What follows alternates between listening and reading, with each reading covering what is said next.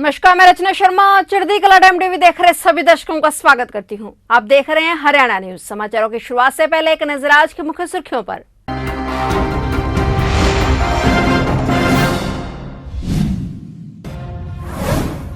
आज पूर्व राष्ट्रपति एपीजे अब्दुल कलाम की 7वीं पुण्यतिथि। सीएम मनोहर लाल ने पूर्व राष्ट्रपति कलाम को दी श्रद्धांजलि। हरियाणा के अस्पतालों में खुलेंगी ई लाइब्रेरी। मेडिकल कॉलेज के छात्रों को भी मिलेगा लाभ। सोनिया गांधी से ईडी की पूछताछ के विरोध में कांग्रेस का प्रदर्शन। कहा, सरकार जांच एजेंसियों का कर रही है दुरुपयोग।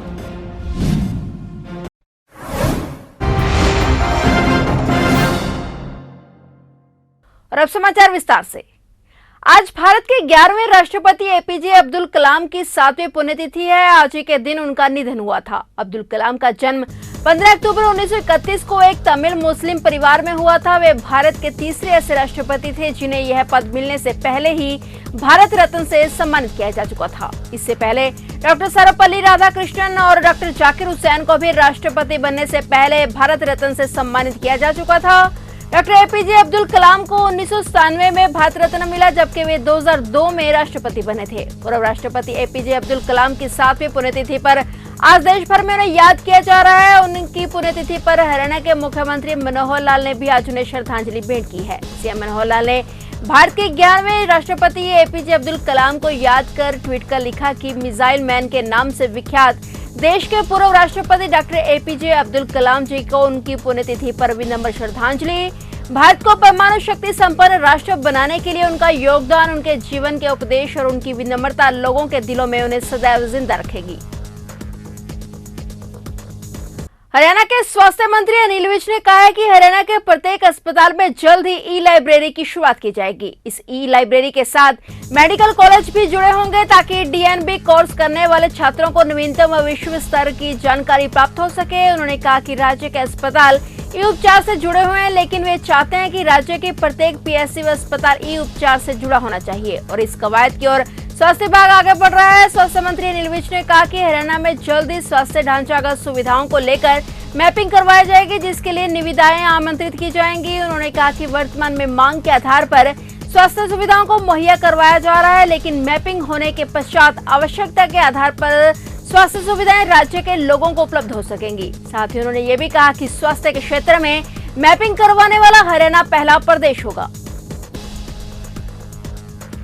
कांग्रेस की राष्ट्रीय अध्यक्ष सोनिया गांधी व राहुल गांधी पर ईडी की कार्रवाई के बाद राजनीतिक माहौल गरमाया हुआ है। कांग्रेस लगातार सरकार व ईडी के खिलाफ प्रदर्शन कर रोष जता रही है।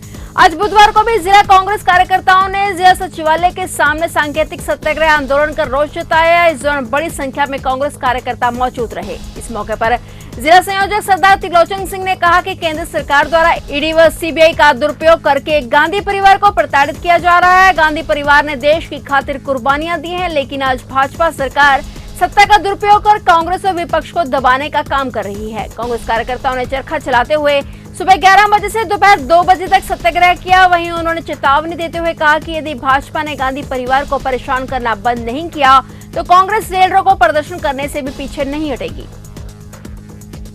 क्षमता के लिए 2 जाने नशावर हुई, इंदिरा गांधी जी की और राहुल गांधी जी की। आज उन्हीं के परिवार को प्रताड़ित किया जा रहा है ईडी के माध्यम से।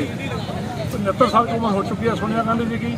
आज भी ईडी मुख्यालय के बाहर एम्बुलेंस और डॉक्टर लगातार बैठे रहते हैं। ऐसी स्थिति में न उनकी उम्र को देखा गया, न उनके स्वास्थ्य को देखा गया और लगातार उनको प्रताड़ित किया जा रहा है। जिला कांग्रेस कमेटी के तमाम कार्यकर्ता कांग्रेस के बैनर के नीचे आज धरना दे रहे हैं। तो तक देंगे धरना। अगर जरूरत पड़ी तो सड़कें भी रुके चलेंगे, तो जरूरत पड़ी तो रेल रोको प्रदर्शन भी करेंगे। बीजेपी वालों का कहना है एजेंसी पूछताछ कर रही है, लेकिन कांग्रेस विरोध कर रही है। इसके बारे में क्या कहें? एजेंसी पिछले 8 साल से है। ये जब सारा रिकॉर्ड इनके पास मौजूद है, उसके बावजूद जरूरत क्या पड़ी अपना फैसला दे रहे हैं। लेकिन 8 साल से लगातार ये धीरे धीरे करके प्रताड़ित किया जा रहा है, जान के तंग किया जा रहा है। इलेक्शन जो नजदीक आते हैं ईडी आ रहा जीती है, ईडी के माध्यम से ये तंग करते हैं। तो पहले क्यों नहीं किया गया? ये जान को क्या सकता। फरीदाबाद में भी कुछ ऐसा ही नजारा देखने को मिला। फरीदाबाद के लघु सचिवालय पर सैकड़ों की संख्या में कांग्रेसी कार्यकर्ता और सभी प्रमुख नेता मौजूद रहे। कांग्रेस कार्यकर्ताओं के मुताबिक ईडी का सहारा लेकर उनकी अध्यक्ष सोनिया गांधी और राहुल गांधी को परेशान किया जा रहा है। अगर इसी तरह से परेशान किया गया तो कांग्रेस पार्टी और कार्यकर्ता सभी सड़कों पर आकर बीजेपी का सभी स्तर पर विरोध प्रदर्शन जारी रखेगी। और इस मौके पर पूर्व विधायक ललित नागर, रघुवीर तेवतिया, शारदा राठौर, पूर्व प्रत्याशी लखन सिंगला समेत अनेक नेता मौजूद रहे और बीजेपी के लिए सद्बुद्धि के लिए प्रार्थना करते हुए हनुमान चालीसा और देशभक्ति गीत गाकर भगवान से प्रार्थना की। भारतीय जनता पार्टी की सरकार के द्वारा हमारे कांग्रेस शीर्ष नेतृत्व को, पहले जैसे राहुल गांधी जी को, अभी सोनिया गांधी जी को, भारतीय जनता पार्टी की सरकार अपनी एजेंसियों के द्वारा नाजायज़ ढंग से उनका गलत दुरुपयोग करके तंग किया जा रहा है। पहले एक हफ्ता राहुल गांधी जी को बार बार बुलाया, बिठा के रखा, वही क्वेश्चन वही बार बार पूछ रहे हैं, 54 घंटे पूछताछ हुई। अभी सोनिया गांधी जी को बार बार बुलाया जा रहा है। हम इस बुलाने की इंक्वायरी के खिलाफ नहीं हैं, करें वो, लेकिन एक सलीका होता है, एक तरीका होता है। आज केवल ऐसा प्रतीत होता है कि भारतीय जनता पार्टी की सरकार उनसे कोई सवाल ना करे, कोई महंगाई की बात ना करे, कोई बेरोजगारी की बात ना करे, आज रुपया डॉलर का रेट गिर रहा है उसकी बात ना करे, भ्रष्टाचार की बात ना करे, इसलिए वो सभी विपक्षी पार्टियों को दबाना चाहते हैं। रोहतक में एक साथ 3 शव मिलने से हड़कंप मच गया। गांव सिंहपुरा के पास ड्रेन नंबर 8 के पास सीवरेज लाइन में महिला व 2 बच्चों के शव मिले हैं। तीनों शव सड़ी गली हालत में मिले हैं। आशंका जताई जा रही है कि तीनों की हत्या के बाद उन्हें यहां फेंका गया है। अभी तक तीनों की पहचान नहीं हो पाई है। पुलिस ने शवों को पीजीआई के शवगृह में रखवाया है। पुलिस जांच कर रही है कि तीनों को कहां मारा गया और इस सीवरेज में उनके शव कैसे फेंके गए। बताया जा रहा है कि लोगों को इस सीवरेज लाइन से दुर्गंध आ रही थी और लोगों ने सीवरेज लाइन में नीचे झांक कर देखा तो सभी के होश उड़ गए। सीवरेज लाइन में 3 शव पड़े हुए थे। वहीं सीवरेज में जिस महिला का शव मिला है उसकी उम्र करीब 32 साल है। 2 बच्चे जिनकी उम्र करीब 5 साल और 2.5 साल है। पुलिस ने तीनों शवों की जानकारी और फोटो दूसरे सभी थानों और जिले की पुलिस के पास भेज दिए हैं और अब पुलिस रिकॉर्ड खंगाल रही है कि किस थाने में एक महिला और 2 बच्चों के लापता होने की FIR करवाई गई है। कल रात से लापता पिहोवा निवासी सतपाल का संदिग्ध परिस्थितियों में आज सुबह गांव गुमथला गड़ू के समीप शव मिलने से आसपास के इलाके में सनसनी फैल गई। वहीं सूचना मिलते ही DSP Gurmel Singh police team व फोरेंसिक टीम के साथ मौके पर पहुंचे और आगामी कार्रवाई में जुट गए। मृतक सतपाल के परिजनों ने जानकारी देते हुए बताया कि कल शाम को सतपाल गैस एजेंसी पर अपना फोन लेने के लिए गए थे और जब वह वापस नहीं आए तो उन्होंने पुलिस में शिकायत देकर उनकी तलाशी शुरू कर दी थी, लेकिन उनका कुछ भी पता नहीं चल सका था। आज सुबह गांव गुमथला गड़ू के समीप उनके मोटरसाइकिल खेतों में पड़ी हुई दिखाई दी और थोड़ी दूरी पर ही सतपाल का शव भी पड़ा हुआ दिखाई दिया था। इसकी सूचना पुलिस को दी गई। वहीं DSP गुरमेल सिंह ने बताया कि जांच की जा रही है। वहीं पोस्टमार्टम रिपोर्ट के बाद ही पता चलेगा कि किन कारणों से सतपाल की मृत्यु हुई है। ये रात उर्मिला देवी थी जो यहाँ जिसकी डेड बॉडी मिली है, ये सतपाल है। इसकी मिसेज ने रात हमारे को लेट नाइट सूचना दी कि वो यहाँ गैस एजेंसी है इसकी, वो मोबाइल लेने गया था और वापस नहीं आया। हमने रात में ही इसका मिसिंग का केस रजिस्टर्ड हो गया था और उसके बाद सवेरे इनके परिवार से पुलिस ने बताया कि वहाँ उसकी डेड बॉडी है। तो हमने आके निरीक्षण किया है और केस रजिस्टर्ड है ऑलरेडी और उस पर जो हमारी टीम है उन्होंने भी निरीक्षण कर लिया और बॉडी का पोस्टमार्टम करा के जैसी कार्रवाई करेंगे। क्या ये मोटी का कब बताई जा रही है? अभी कुछ नहीं कह सकते इसके बारे में, अभी तो प्रिलिमिनरी इन्वेस्टिगेशन है और पोस्टमार्टम के बाद ही पता चलेगा।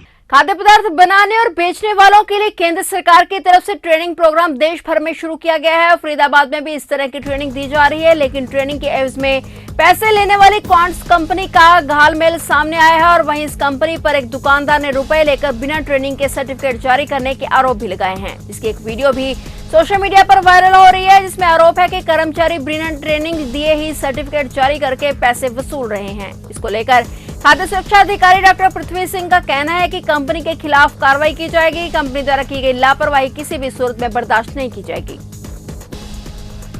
ये मैंडेटरी ट्रेनिंग है। फरीदाबाद में पहले भी लगभग 400 आदमियों को ट्रेनिंग दी जा चुकी है। और बारे में क्या है?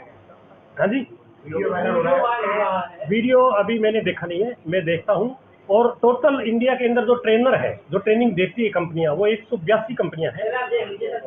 हाँ जी, और जो सर अभी आपके सामने आपने पूरा प्रोसेस बता दिया। आप ये बताएं कि वीडियो जो वायरल हुआ है उसमें पर्ची काटने वाला कर्मचारी और का कह रहा है कि बिना ट्रेनिंग के वो पैसा ले रहा है। देखो पर्ची काटने वाला है इसके अंदर जो ट्रेनिंग के अंदर है जो कंपनियां जो नोटिफाई कर रखी है गवर्नमेंट ने, वो कंपनियां डोर टू डोर जाती है और उसके अंदर बेसिक ट्रेनिंग की 825 रुपये काटती है और उसका कई जगह ऑनलाइन पैसे लेते हैं, कई जगह ऑफलाइन लेते हैं। और जो ये वीडियो ये कहते हैं कल कुछ यहाँ पर मार पिटाई हुई और उसकी है, ये मतलब गलत है, इस प्रकार नहीं है। ट्रेनिंग सभी को लेनी है। कंपनी कर्मचारी खुद मान रहे हैं कि उन्होंने सर्टिफिकेट दे दिया बिना ट्रेनिंग। हाँ, ये बिल्कुल गलत है। पहले ट्रेनिंग दिलानी है और सर्टिफिकेट जो है सर्टिफिकेट बाद में दिया जाएगा। और इसके खिलाफ जो अगर इन्होंने किया है कि भी जो सर्टिफिकेट इशू किए हैं, इस बारे में मैं इनके ऊपर कंपनी को लिखूंगा। मैं इस पर कार्रवाई अपने कमिश्नर साहब को लेटर लिखूंगा कि भी ये कंपनियां इस प्रकार की इलीगलिटी जो ये क्वांटस मैनेजमेंट सिस्टम की कंपनी है जो अभी यहाँ पर कंपनी जो है यहाँ ट्रेनिंग दे रही है। क्या कार्रवाई बन सकती है सर इसके खिलाफ? आपका कॉल इसके खिलाफ ये है, अगर ये इस प्रकार की गलती करेगा तो इसके खिलाफ इसकी जो आपने मान्यता भी रद्द हो जाएगी। कंपनी जो पूरे इंडिया लेवल पर ये रजिस्टर्ड कंपनी है तो इसकी मान्यता भी रद्द हो सकती है। निसिंग के सामान्य बस स्टैंड पर स्वास्थ्य विभाग के द्वारा कोविड रोधी टीकाकरण का कैंप लगाया गया और स्वास्थ्य विभाग के द्वारा बस स्टैंड पर आने जाने वाले यात्रियों को टीका करने की सुविधा दी जा रही है। डॉक्टर रामपाल ने बताया कि यहां पर 12 वर्ष से लेकर 14 वर्ष तक के बच्चों को कार्बोवैक्स की दवाई और 15 से 17 वर्ष तक के बच्चों को कोवैक्सीन की दवाई और 18 वर्ष से ज्यादा आयु के लोगों को कोविशील्ड का टीकाकरण किया जाता है। रामपाल ने बताया कि ये टीकाकरण निःशुल्क लगाए जा रहे हैं। निसिंग बस स्टैंड पर यह कैंप 17 जुलाई से 12 अगस्त तक चलेगा। हमारे यहाँ पर बस स्टैंड निसिंग में लगातार 17/7/2019 से लेकर 12 अगले महीने के 12 तारीख तक लगातार कैंप लगाए जा रहे हैं और स्वास्थ्य विभाग की टीम का प्रबंध किया जा रहा है यहाँ। फिलहाल हरियाणा न्यूज में इतना ही और नए समाचारों के साथ फिर से हाजिर होंगे। तब तक के लिए देखते रहिए चढ़ती कला टाइम टीवी।